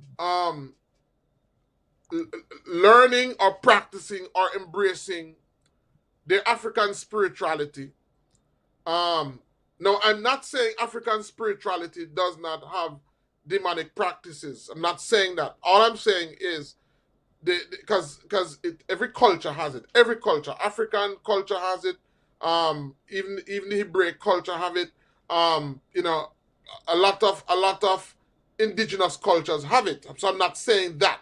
But what I'm saying is the same leniency that has been given to Western spirituality, has not been extended to African spirituality. So what happens is that we have taken in a lot of satanic practices in European spirituality, and we see it maybe as being better than if it came from African spirituality.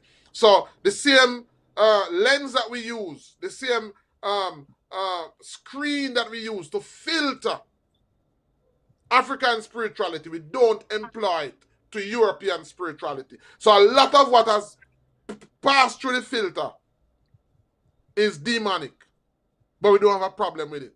As a matter of fact, it becomes normalized in our worship, because a lot of things, if you go into the Christian church, a lot of what we consider to be Christianic, Are not. Christian and good, if you really check it out, it's coming from European spirituality. The use of the Hollywood, the Christmas tree, the use a lot of different things. The way the buildings are built with which is designed to promote Catholicism. A lot of what is in Christianity came from European Satanism, contains elements of that. And so, Come like, come like a Miss Joy, guard me, you go today. Because you Miss have Miss Joyce, she everything. have that too. Yeah. Yeah, Miss ibuprofen. That's I what was they normally recommend. Dr. Ben came to my house and started pointing out some things. Where in the world are you, Miss Joy? Yeah, where are you, Miss Joy? Uh,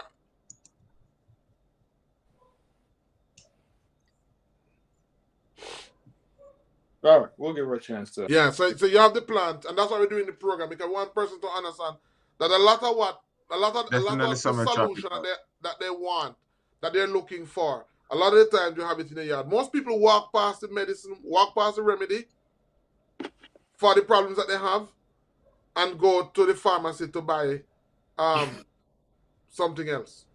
Yeah, we All gotta right. stop.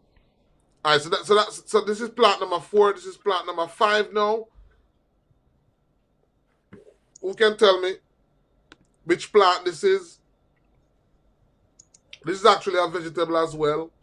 Very tasty vegetable. And it's actually in the mature state. So it's more a medicine now than it is a plant. And it is used a lot Oh, Miss Joy says she's in Canada, but my No, vacation home is in St. Anne. Okay, all right. nothing grows in Canada. I've been All there. right. So this plant is found a lot in the hills. It loves cool climates. Very strong, um, very strong flavor. It has a very strong flavor, and because of that, it's used as a spice. It has many benefits as well. Can anybody tell me which herb this is? It was the fifth herb that was featured today on our show. All right, fifth herb that was featured on the show. So when you come on on the live, guys, you have to try to watch the show at 3. The show, our live comes out 3 o'clock every Sunday, and then this is just a review show to review the herbs and to talk about the medicinal benefits of them. So this herb, I went to somewhere in Asia, and they told me that this herb is also used True talk, I got it right. True talker, yes. All right, so put your hands on. So this is called spirit weed. All right, or it's called fit weed, as Chief um, alluded to. It's also known as fitweed, and it's known as fitzweed because fitz there is referring to epilepsy. So this plant is actually used for persons who have epileptic seizure. All right. Anyone you want to talk about the medicinal benefits of this plant? Want Sean, Chris?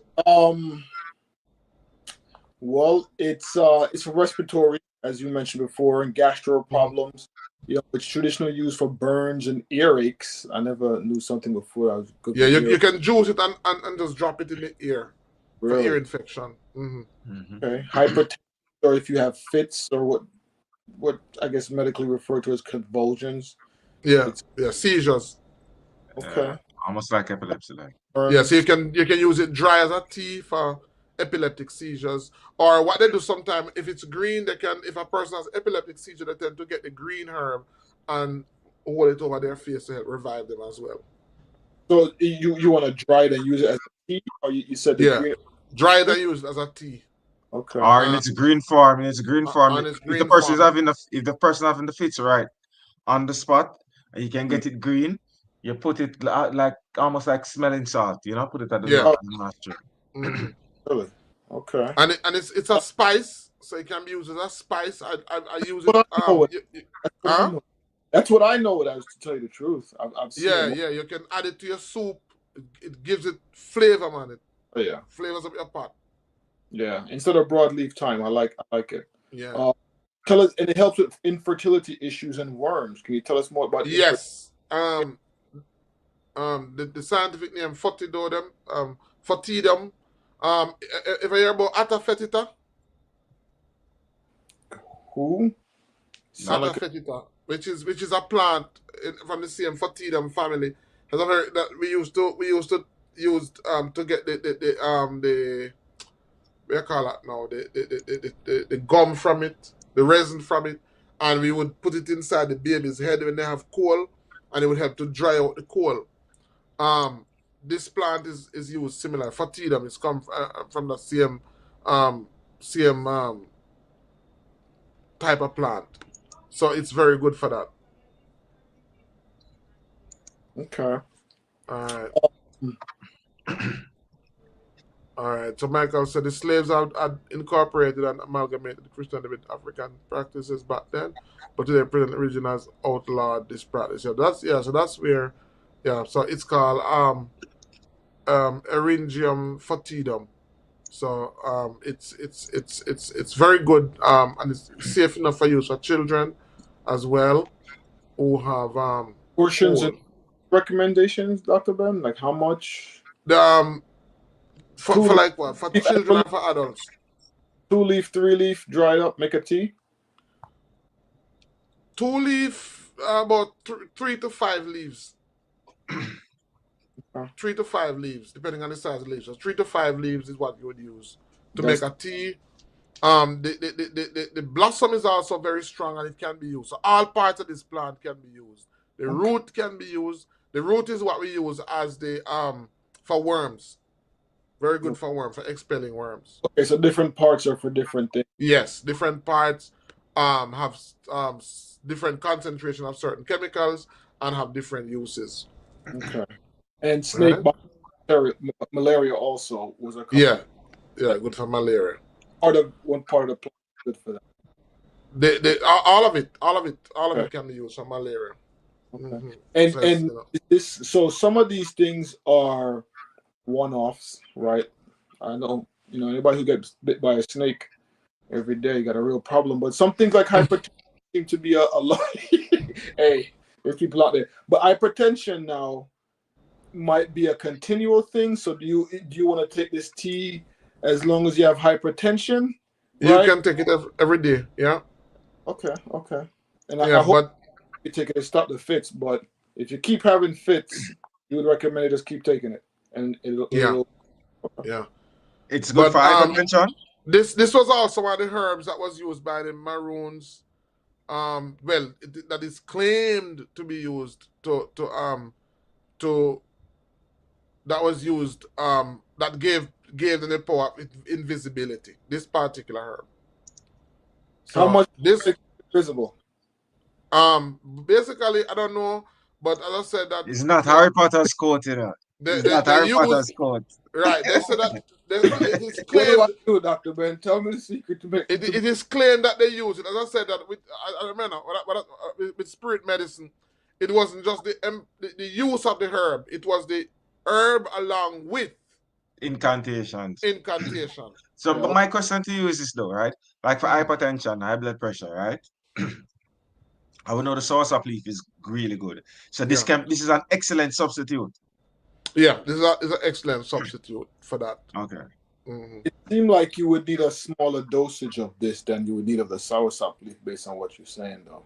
But does Just it work the same way? Because like the soursop is like a nerve relaxant. Is this Well, and Michael is asking, does it fit with interact with blood pressure medication? And it depends. But when we talk about blood pressure medication, there are different classes of blood pressure medication. There are calcium channel blockers. There are ACE inhibitors. There are just different types of. When a person goes to a doctor and they're given a blood pressure medication, depending on um, what the doctor considers to be the cause of the blood pressure. That mm, doctor sometimes recommends 1, 2, 3, 4, 5, 6 different type of medication. So even though you're okay. given 6 different types of medication, it's not 6 medication from the same class. Okay. The medications come from different class um, of blood pressure medication, depending on what the doctor think is causing. Is in the So problem. some high blood pressure is caused by the heart slowing down. So the doctor would prescribe a medication that is based on speeding up the heart, or the doctor may give a medication that is based on slowing down the heart. Then Mm, sometimes when a medication slows down the heart, that may cause a person now to have water being produced because the heart rate is slowing down. The doctor will give her a medication to counteract that. That's just one medication for high blood pressure, one medication to counteract the first medication, and then you may get 4 different type of other medication now. That Counteract the is side effects of those. that is really a thing to high so, blood pressure, and those also, So when we talk But about blood pressure, it what depends on what the doctor you know deems what to be too? the factors. You know what too? We have to give a special shout out to Michael because Michael is asking some very prudent questions, bringing Yeah, up some man. excellent points. Yeah, and that's why I said to persons, when you're going to see a herbalist, you need to let your doctor know. But here's the thing: most medical doctors are not trained to understand. Most times the medical doctor is not trained to guide you, and that is the reason why you need what is called a clinical herbalist. A clinical herbalist, you have different types of herbalists too. You have Mhm. traditional herbalists. Don't mean that they don't know nothing. They know a lot, but where their knowledge may be um, limited is being able to guide you as to what you can use naturally, but how what you use naturally affect what you're also taking as a prescription medication. And so that's when sometimes you need to see a clinical herbalist. If you're not taking any any drugs, Medication, yeah. your dependence on a clinical herbalist is not so warranted, right? But if you're taking prescription drugs, it's more warranted that you need to talk to a clinical herbalist. Yeah, like what we do, clinical herbalism, and basically that person is trained in what we call phytochemicals, right? Our pharmacopoeia. So it's not just the plants, but also the drugs. So that person can now guide you as it relates to, yes, these herbs, but if you're going to take this herb, let me see what medication you're taking so as not to have a contraindication. Right? That's very important. So fitweed, definitely, anything that can help you with high blood pressure can potentially affect some medication that you're taking. Now, when we say that it affects, again, it doesn't necessarily mean that it is going to hurt you. One way that it can affect the medication or the prescription medication that you're taking is that it can reduce the effectiveness of that particular medication, whereas you may need that. So that is the reason why it's important that you understand and be guided. And so sometimes what a clinical herbalist should do, a clinical herbalist should really work between a herbalist and a medical doctor in the middle, so that if you have a clinical herbalist, if you, for example, you even go and check a traditional herbalist, and the traditional herbalist say, okay, take this for the belly ache. If you go to your medical doctor and say, okay, I'm taking this, that medical doctor may not be able to help you any at all because he doesn't understand anything about herbs. So the best thing that he's going to do, the safest advice he's going to give you is not to take it. All right. That's the safest advice that he is going to. So sometimes it's not that the doctor don't want you to take it, but they don't have enough information. They are not trained to guide you to take prescription medication along with herbs. So being at the side of caution, what they will tell you is, boy, don't take it. But if you had a clinical herbalist, that clinical herbalist now would be able to call your medical doctor and guide and give some more insight, give some more information, because the question that the medical doctor would have, the traditional herbalist would not be able to answer it. So it wouldn't even make sense. The medical doctor called the traditional practitioner to say, okay, I notice my client is taking aspirin, and you're giving them a herb that cayenne pepper, for example.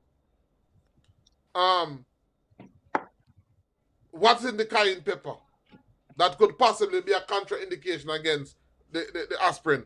That traditional practitioner may not know, but they just know that it works. So that's where that is important. All right. Let's move on. We're winding down. It's we're 1:30 minutes into the show. So this is the next plant. The next plant. Anybody know this plant? Anybody know this plant? I'll give you a hint. Mm-hmm. We'll bust it at Christmas time. Yeah. The common name is a name that we used to refer to something bust back at Christmas time. And I saw this herb growing going to on the road going up into Ginger House. Grows a lot. It's on the lily family. It's a type of lily. And grows a red flower. So it's also good for the blood as well. Anybody know what this plant is? Ivan? Joy? JM Master Songwriter. I have to start call out people, Benton. Let me help them out. Benton. If you start call out True Talker. You don't know. Which herb is this on the screen?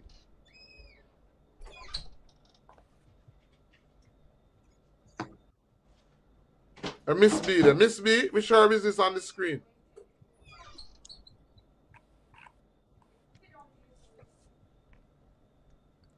All right, I see a comment. No, I don't know. I missed the earlier program. Okay, Joyce says she missed the earlier program. All right. All right, I see someone 87 says Clapper. That's the name of it. Clapper. All right. Chris, you want to tell us about this herb, Clapper? So the scales of it, right? The underside of it, Mm-hmm. it can be used to treat burns, and when you mix it with like honey. Yeah. You use the eel navel after you cut the umbilical cord, and to treat thrush in infants. Yes. But So also, it have a thing there, it have people also praise it for its ornamental value. yeah, so it's used as an ornament, but it was used by it's used by midwives. This was one of the herbs that the midwives would have, and they would have it. They would make an elixir from it, and back then, when they clamp the baby navel, they would use it to put it on it to prevent it from becoming a sore and from dropping off easy. So this was one of the herbs that was used for that. Very powerful herb. And it is called clapper, right? We see a lot of it. I don't see it anywhere else except up in those hills. And believe me, guys, I think I have one more week. I was hoping to do 4 weeks. I do one show. This is the second show. We have one already for next week, and I think I might do one more show. But when we go over into May, I want to focus on Child's Month, so I may just have one more show left. I think. How many more Sunday we have left in the month? 2 more. One more. One. If you One count. more. Yeah. One more Sunday. 27th after that. Yeah, so I will only have one more show. But when I'm up in the hills, if you sit, I mean, guys, me not start show herbs yet.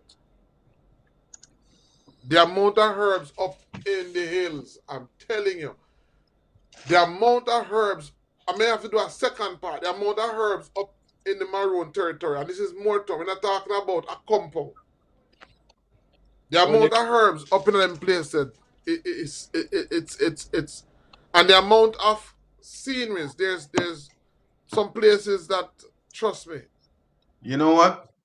I need to join you on one of these herb walks in the hills. You know? Yeah, but if we go, we have to carry a tent, because me not promise you to walk go so far and walk come back down the same day. May I tell you, Brethren? Tent and food. Yeah, with that, in next week's show we're gonna be looking at a herb called bogum, and I know I've gone to where the trees are, and just sitting here and thinking about where we have to, where we walk, and because in some cases we have to cross a river multiple times, so you have to walk, sometimes swim, go back on dry land, and then cross the river again, go uphill. It's very, very, very, very, very, very far. And sometimes when you go that far, it's crazy to say, okay, you're coming back. You just want to bring some food with you, bring a tent with you, because a lot of mosquitoes out there when it's like 6 o'clock. So you want to bring a tent and just listen to me. We'll just put on tent here, so, and sleep here, so, tonight. To go to some, there are some places up in the hills. Guys, listen, if you find the St. John's wort, not the wort, the St. John's bush, let me know. Yeah, man. And it may be up there, because I'm telling you, there are some herbs up there that just don't grow where people are, I don't think we know half of what is in the cockpit country. I don't think we know half of what is in the cockpit country, much less the medicinal uses. All right, so let's move on to the next herb, herb number 7. Everybody should know this herb. We've talked about it on many times. We featured it many times. This is not a stranger to us. Everybody should know what this herb is. So, put it on the screen for me, guys. Which herb is this? Common name. This herb has a lot of medicinal uses. So when we talk about the medicinal uses, which herb is this? I'll give them a hint. I'll give you a hint. I'll give you Yeah. the scientific name. All right. Hippobroma longiflora. Right. All right. That's it, Michael. Michael says it's Madame Fate. Right. That is Madame Fate. Yeah. Mhm. Dangerous piece of herb. Yeah, man. Madame Fate, man. The name says it all. Yeah. Hippobroma. I think Hippobroma mean what? Mad horse.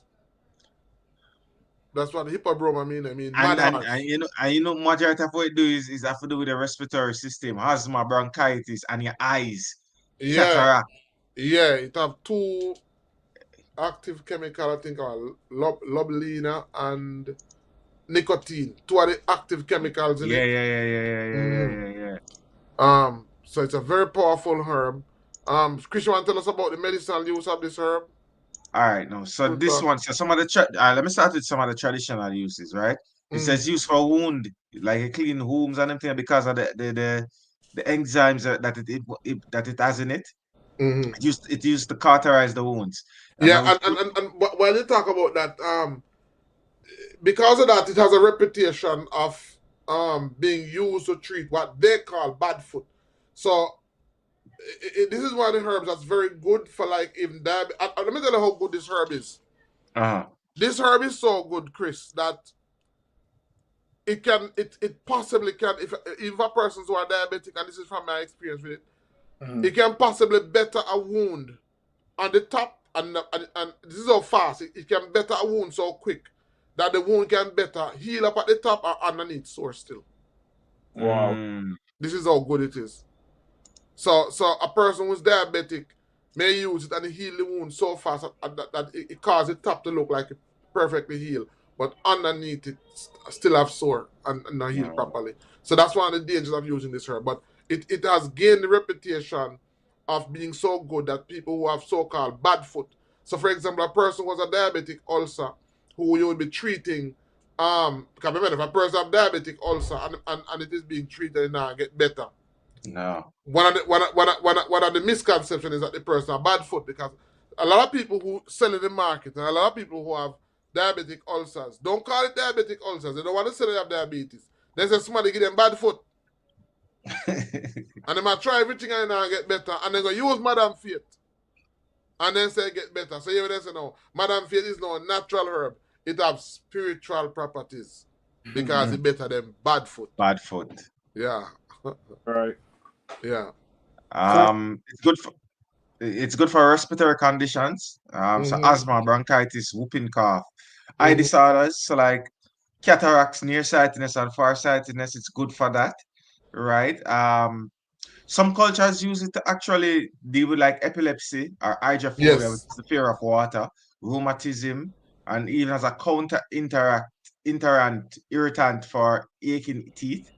Now, in terms of toxicity, the longiflora contains alkaloids like lobine and nicotine, which you had alluded to first, and it can cause adverse effects in high doses, including vomiting, trembling, and convulsions. You know, If you the overdose sap, on it. yeah, and now the sap, it has a milky white sap, which is a strong irritant and can cause skin burns and blindness if it enters the eyes. Yeah, man. Right? So When you came to see me, did I ever allow you to taste it? no. Oh man. Yeah, I gave it to you, Sean. Yeah. Yeah, I had it. Yeah. Yeah, when you taste it, man, the nicotine in it is strong. And when you taste it, right, like You within get high. 2-3 seconds, it go to the back of your throat, and you feel like you just want to cough. You just have this The grabber peppery. hot. The Yeah. grabber hot. Yeah, yeah, man. So it's strong like that. So that's the Madame Fate. Yeah. So those are the traditional uses, you know. So No, I mean, but Doc, all right, no, we can't pass this subject. We can't pass Madam Fate to delve into a few things because it's it can you cannot overdose. So what measures can we take to avoid like an overdose of such a substance? if you're using it as a tea, you want to powder it, and you want to use about 1 teaspoon to a cup of boiling water. Yeah. So it's best to powder it so that it's better to measure than just using Yes. leaves. Yes. Let But us it's use good. the Yeah. dry leaf. But it's good for you can use it juice for wound, or you can dry it and you can combine it with another herb that we looked at a couple of weeks ago called knobweed, or we Yeah, call it remember the knobweed. um knobweed, or we call it what Did you say using the knobweed. for the flower? The flower, I mean, I never use the flower, but Okay, the so flower has a using lot the of nicotine in it. The flower, this plant can also be used to discourage cigarette smoking. Has a lot of nicotine in it. So you can also Yeah. drink it and get the nicotine in your system to satisfy the nicotine craving, and that helps you to stop wanting to smoke the cigarette. So there's a lot of opportunity in it. There's also the fact that there are compounds in it that have been proven to be very effective against cataract. I've started to explore that as yet, but a lot of opportunities, in this plant. And then we have the last one now. Everybody should know what this plant is. Tyson That's what we're famous for it. about. How are we gonna know if they don't talk about it? So Tyson famous for it. Yeah, everybody should know this. anybody who watched the show should know right away because this is Yeah, what. and this is one of the plants that the Maroons would use a lot um they claim that it can be used to do a lot to harm persons, to hurt persons. Yeah, and it Yeah, good you for only like need to pink use eye you too. only It good need to for use like it pink one eye time. too. It's a popular plant. I always suspected this plant. Yep. Yeah, Why we started this talking in the first place. You ever walk around your garden like, listen, man, something about this plant. 3 surprises today, and this is one of them. I didn't know that's what they called it. yeah, man. So this plant is known as one blow. Who So said it? if you hear it, last week we spoke a lot about it. The one blow, this is it. And as I said that what they would do is that they would pick it and crush it up and then throw it on you, and then they would say what they're saying, and them say a week after they just You bed turn, up. you turn too fenke. They You turn too turn too fenke. No man, this them news and Nah. too fenke. So, One blow this. Yeah, so I can't show you it because I don't know how to use it. I don't know what they say. I don't know what them say. It turn nobody too fenke. Listen, you know this money that when the man get a PSA warning. It's like, yeah. But So I'm gonna okay. body and I'm say this be weary. Alright. yeah, man. So I said, imagine we go call it out Chris and say when you come back. When you come back America, I want so much powder sell the one blow for.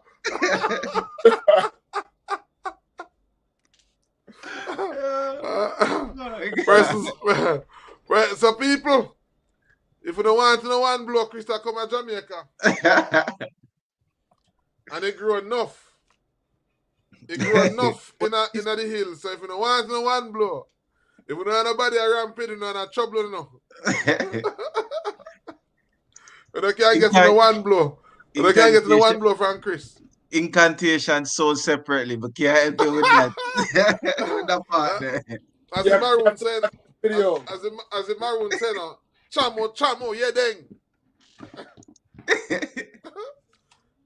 Chamo, yeah, deng. There was a lot to learn on Talk, that. someone left some. Though. Remember how they talked about the ancestors. You know, bring amongst the ancestors. But this is the herb they wouldn't talk about. And while they say there's a lot of other uses for it, the uses that we know of it for is gastrointestinal problems. Intestinal problems, right? Yeah. No problems, yes. I can't spell and read. Skin ailments, respiratory problems, right? It's an antioxidant, Yes. right? So It can be used to bring up your alkaline level. You know, as Mm-hmm. far as gastrointestinal, used to treat diarrhea, dysentery, stomach aches, and some other digestive issues that only the people who have them know about. Yeah. um, Pink eye, right? Let's talk Yes. for Yeah. asthma, bronchitis, and tuberculosis. Yeah. So it is edible. It can be eaten and it grows. It's a forest coverage. So when you go up in the hills, you see it under the trees. It grows as a forest coverage, makes an excellent coverage, and it's very beautiful because when you go, especially up in the hills, you see it like a grass, but it's not a grass, and you just see this all this pink. That's the one blow. And they use it as spice too in certain African countries. Yeah, man. Like Yeah, man. Liberia, they use it as a diuretic, you know? Yeah, yeah. So it can be eaten, and that's what I'm telling you about. There are a lot of plants, wild edible plants in the hills. A lot of people, um, that what we need to do is to educate ourselves, and maybe one of the days I'm gonna go into the hills and I'm gonna just focus on wild plants that can be used as seasonings. I met somebody in Florida one time. I met a guy in Florida one time who made a business out of alkaline spices. So this would be considered to be an alkaline spice. And I was telling him that there are many, many, many, many plants in Jamaica that could be classified as alkaline spice that you can literally combine them now and sell it as a spice, and and Mm. and I mean it would help to alkalize the body. It would be medicinal and it would have a lot of benefits. So there are a lot of wild spice like these in Jamaica that you can use and add flavor to your food. So a lot of them. This is one of them, and there are many more, many more, many more of them that are found in Jamaica. So next week, all being well, I'm going to be looking at a herb that I talk about a lot. It's a herb that helps with healing and accelerated healing, and it's a herb that is found again in the hills. I really wanted to go to show a person what the tree looked like, but trust me, it's so far up that and then when you go up in those hills, it's always raining, so you have to bring like a raincoat, and you have to move Service, it plan to signal, sleep. cell phone service spotty at best. Yeah, man. Yeah, man. I've been into the Portland Hills, man, and trust me. Yeah, man. Them places me I tell about are some place where like 3-4 hours up into some hills where the last time That's people were, Starlink.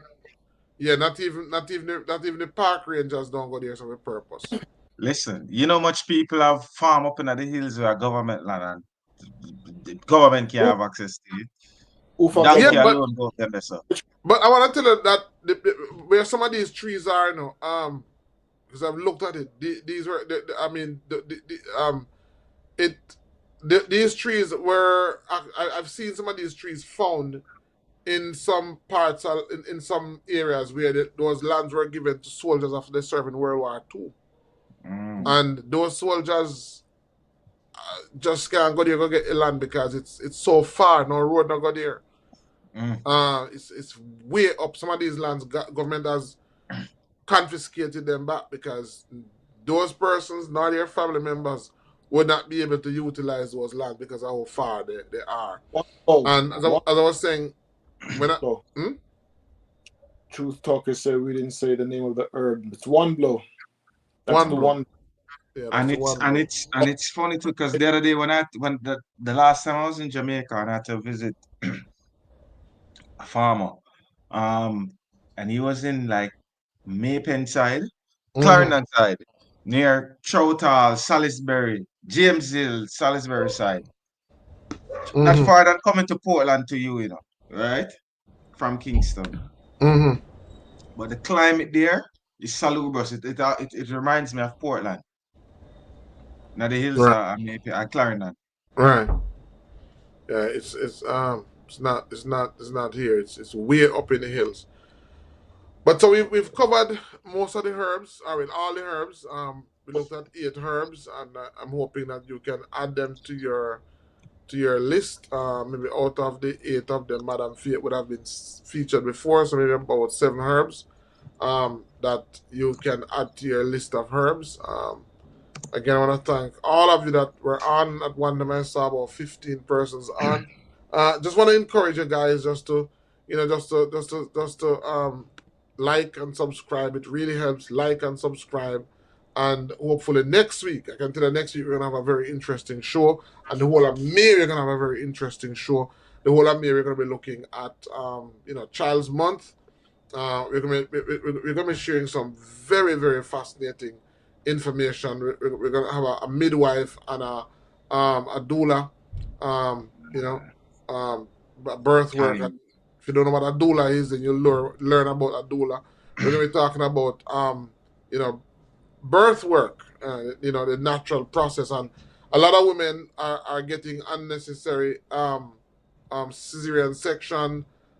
It is going to be a very enlightening session. But I'm not sure yet if we're going to be able to be doing herbs, because it's a lot of information. So in like 2 hours. So I don't know if we'll be able to do any herbs. I'm gonna try and see if we can do that still, but it's gonna be very informative. So I want to thank you guys for being on. Let me just ask Chris for any last words, and we're gonna ask Sean, and we're gonna wrap it up. No, just as I like to tell everybody, just keep safe and just keep doing the good work one day at a time, and just protect your body. Yeah, and you need any herbs, we can source it. Peace. All right. Yeah. Sean. Have a blessed night, everyone. Each one teach one. Remember that you are your brother's keeper. Keep your eye on what they're trying to keep from you. A near and dear topic to my heart is, the finance of food. Who's making the money? Who's controlling the money? Who's controlling the food source? Right? And the reason why they're doing it, if you ever forget, is to keep a certain sector of people down. If you fall within that sector, you know who I'm talking to. One love. Blessed love. Good night to everyone. Have a happy Sunday. All right, thank you, gentlemen. And I want you to tell me what you think about just before we close. Tell me what you think about our new intro. Let's play it, and then you tell me what you think about our new intro, our outro. Mm-hmm.